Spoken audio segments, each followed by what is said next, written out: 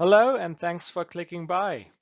Whether you frequently run ELISAs and Western blots in your lab or you just have a curious scientific mind, Promega's newest innovation, the Lumit Immunoassays, will surely interest you.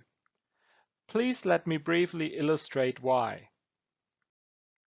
Here you can see the workflow of a traditional ELISA which, similar to Western blotting, is a heterogeneous multi-step process that involves all these tedious washing and incubation steps.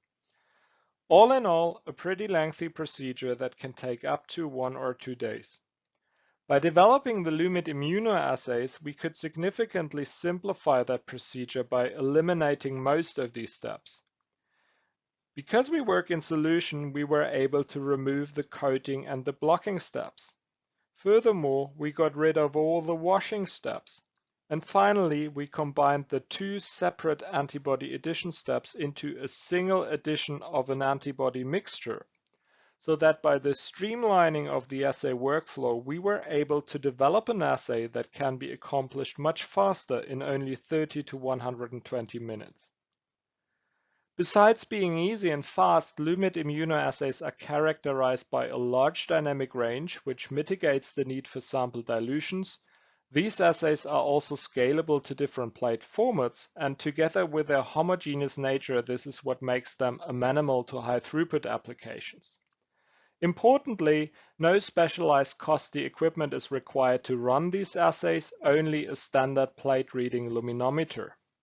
What we offer are first of all ready-to-use kits for specific targets, but also reagents that allow you to build your own Lumit immunoassay.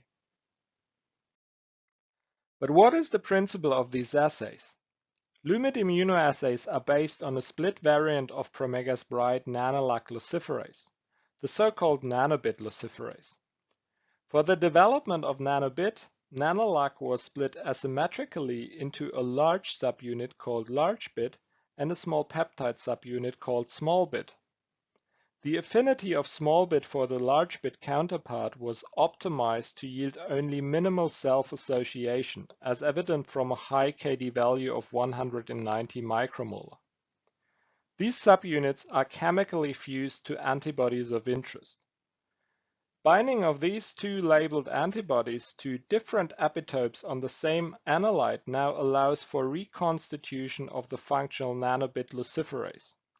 In presence of the substrate furimycin, the luminescent signal can now be read on a conventional luminometer. So, does this sound interesting? There are several routes to more information. You are more than welcome to join our complimentary Lumit webinar, either live during the AnalyticaVirtual or on demand at our website. Also, we would like to invite you to visit us at our virtual booth and to check out promega.com/lumit for more detailed product information.